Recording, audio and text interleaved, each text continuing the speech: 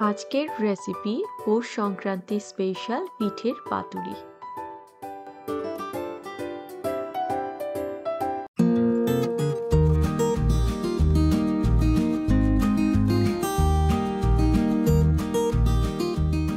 শীতকাল মানেই পিঠে পুলি, আর সামনেই আসছে পৌষ সংক্রান্তি।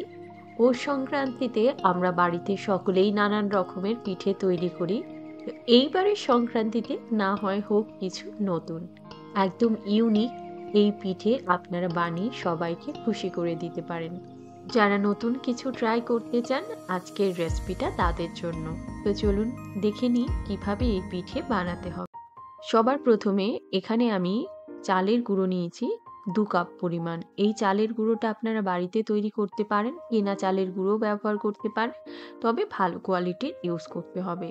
এখানে একদম ফুটন্ত গরম জল নিয়েছি। তো এই জলটা দিয়ে এই চালের গুঁড়োটাকে মেখে নিতে হবে। হাত দিয়ে করব না, প্রথমে স্প্যাচুলার দিয়ে করব। তারপর যখন হাত সওয়া হবে তখন হাত দিয়ে এটাকে মেখে একদম সফট একটা ডো তৈরি করব। আপনারা চাইলে কড়াইতে জল গরম করে তার মধ্যে নুন দিয়ে আপনারা এই চালের গুঁড়োটা অ্যাড করেও আপনারা ডোটাকে তৈরি করতে পারেন। যেরকম পুলি পিঠের হয় আর কি, ঠিক ওরকম ভাবেই এই ডোটাকে রেডি করতে হবে। একসঙ্গে বেশি জল দেব না, তাহলে আবার চালের গুঁড়ো আরো বেশি লাগবে, সেই জন্য অল্প অল্প করে দেব। আর এই চালের গুঁড়োটাকে মিক্স করতে হবে। আপনারা হাত দিয়ে করতে যাবেন না, কেননা ফুটন্ত যেহেতু গরম জল সেই জন্য, আর এটা ফুটন্ত জলই ইউজ করতে হবে। এইভাবে আমি কিছুক্ষণ যখন একটু ভেজা ভেজা হয়ে হাত সওয়া হবে, তখন এবারে হাত দিয়ে এটাকে ঠেসে ঠেসে মেখে নেব। একদম সুন্দর একটা সফট ডো তৈরি করব। তো এটাকে মেখে নিয়ে আমি কিছু সময়ের জন্য ঢাকা দিয়ে রেখে দেব। এবারে এই পিঠেটার জন্য একটা পুর রেডি করতে হবে। তো প্রথমে এটাকে মেখে একটু রেখে দিলে এটা আরো সফট হবে। এইভাবে আমি এটাকে সাইডে রেখে দেব, একটু ঢাকা দিয়ে রাখতে হবে। এখানে আমি নারকেল কোড়া নিয়েছি 2 কাপ পরিমাণ। আপনারা কতটা করছেন সেই বুঝে নারকেলটা নেবেন। এর সঙ্গে নলেন গুড় দিলাম 200 গ্রাম, আর দিয়ে দিচ্ছি 1/4 কাপ মতন নলেন গুড় লিকুইডটা। আর এখানে 100 ml মতন দুধ দিয়ে দিচ্ছি। এই পাটালি গুড় বা খেজুরের গুড় যেটা বলি, তাকে অনেকে নলেন গুড়ও বলে। তো যাই হোক, খেজুরের গুড় যেটা, ওটার সঙ্গে আমি সামান্য একটু এলাচের গুঁড়ো দিয়েছি। এটা অপশনাল, চাইলে স্কিপ করতে পারেন। এবারে এটা যখন জলটা শুকনো হয়ে নারকেলটা একদম এরকম জড়ো জড়ো হয়ে যাবে, জলটা পুরো শুকনো হয়ে যাবে, তখন এবারে গ্যাসটাকে অফ করে দিতে হবে। মানে নাড়ুর মতন অত ঘন করার প্রয়োজন নেই, তার আরেকটু আগে এটাকে নামিয়ে ঠান্ডা করে নিতে হবে। এবারে একটা করে লেচি নেব, নিয়ে এটাকে হাত দিয়ে এরকম বল বানিয়ে নেব। আপনারা কিরকম বড় সাইজ করছেন সেটা বুঝে করবেন, ছোট সাইজও করতে পারেন। আপনারা পুলি পিঠের যেরকম সাজ হয় সেই সাজে ফেলেও আপনারা এটাকে রেডি করতে পারেন, বা সাজ না থাকলে হাত দিয়েও করতে পারেন। এইভাবে বেলে বেলে এটাকে একদম যতটা সম্ভব পাতলা করা যায়। এটা কিন্তু মোটা হলে খেতে ভালো লাগবে না, সেই জন্য একদম পাতলা করে এটাকে বেলতে হবে। দেখুন, এক্সট্রা যে অংশটা রয়েছে সেটা ছুরি দিয়ে এভাবে কেটে নেব। বাড়তি থাকলে ওটা শক্ত লাগবে, খেতে ভালো লাগবে না, সেই জন্য।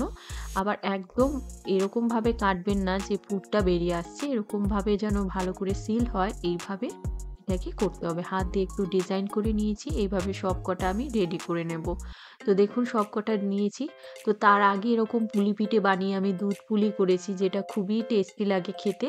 তো যারা দেখেনি দেখতে পারেন, আমি ভিডিওটা শেষে আর ডেসক্রিপশন বক্সে এই রেসিপির লিঙ্কটাও দিয়ে দেবো। এবারে আমি কি করব, একটা মিক্সিং জারের মধ্যে দিয়ে দিচ্ছি গ্রেটেড কোকোনাট, মানে নারকেল কোড়া মোটামুটি 1-1.5 কাপ মতন দিচ্ছি। তার সঙ্গে ওয়ার্ম ওয়াটার, মানে হালকা গরম জল এর মধ্যে দিতে হবে। ফুটন্ত জল দেবেন না, তাহলে কিন্তু মিক্সিতে এটা ঘোরাতে গেলে পুরো বাস্ট করবে। তো হালকা গরম জল দিয়ে এটাকে পেস্ট করে এরকম একটা নেট দিয়ে এটাকে ছেঁকে এর দুধটা বার করতে হবে, মানে নারকেলের দুধ লাগবে আমার। তো প্যাকেটের নারকেলের দুধও ইউজ করতে পারেন, কিন্তু ওটার ফ্লেভার টেস্ট একদমই ভালো হয় না আমার যতটা এক্সপিরিয়েন্স। তো আমি সবসময় ফ্রেশ কোকোনাট দিয়েই আমি এই মিল্কটা বার করেই করি।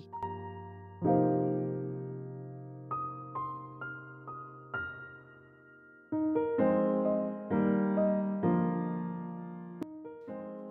রান্নাটার জন্য মানে এই পিঠেটার জন্য মোটামুটি এখানে আমার ঘন নারকেলের দুধ লাগবে ১ কাপ পরিমাণ। ১ কাপ পরিমাণ হলেই হয়ে যাবে। তো এটা কিন্তু এমনি মিল্কের সঙ্গে আপনারা যদি ভাবেন চেঞ্জ করবেন, তাহলে কিন্তু এটার টেস্ট ফ্লেভার কিছুই আসবে না। এটা নারকেলের দুধ দিয়েই করতে হবে। আর একদম ঘন দুধটাই নিতে হবে। মানে জলের পরিমাণটা একটু কম দেবেন। মানে জ আছে না যে অনেক জল দিয়ে আমি ১ কাপ বানিয়ে নিলাম, ওটা ভালো হবে না। একটু ঘন করেই নারকেলের দুধটা বার করতে হবে।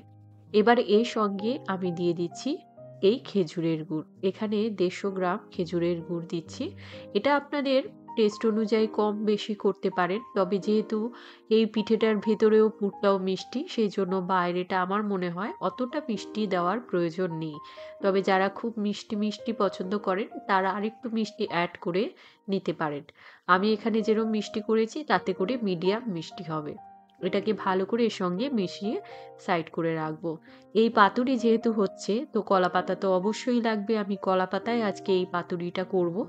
তো অনেকেই ভাবতে পারে এটা পাতুরি কেন বলছি? কেননা এটার মধ্যে পাতুরির যে একটা ফ্লেভার সেটা এই পিঠের মধ্যে থাকবে। আর এটা একটু ইউনিক ভাবে ওরকম পাতুরির মতন করেই আমি রেডি করব। তো আপনারা আগে দেখুন তাহলে বুঝতে পারবেন। দেখুন দুটো কলা পাতা নিচে বিছিয়ে উপরে পিঠেগুলোকে সাজিয়ে দিয়েছি ৫ থেকে ৮ মিনিট মতন এটাকে হালকা আঁচে এরকমভাবে উল্টে সেঁকে নেব। হালকা একদম বেশি সময় নয় তাহলে পিঠে শক্ত হয়ে যাবে। হালকা একবার উল্টে দিয়ে তারপর এই যে নারকেলের দুধ যেটা আমি রেডি করে রেখেছি সেটা এই পিঠের উপর দিয়ে দেব। ১ম এ পুরোটা দেব না। ১ম এ হাফ মতন দেব। কেননা পুরোটা দিলে উপচে বাইরে এসে যাবে। নারকেলের দুধটা ওয়েস্ট হয়ে যাবে। তো সেইজন্য ১ম এ হাফ দিব।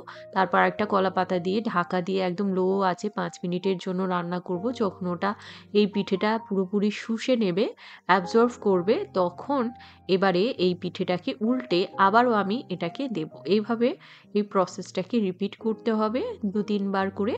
মোটামুটি ২ মিনিট, ৩ মিনিট, ম্যাক্সিমাম ৫ মিনিট এরকম করে এই পিঠেটাকে রেডি করতে হবে। দেখবেন কয়েক মিনিটের মধ্যেই এই পিঠেটা সুন্দরভাবে রেডি হয়ে গেছে আর উপরে একটা সুন্দর একটা শাইন, একটা কালার এসছে আর পিঠেটা অনেক বেশি জুসি হয়েছে।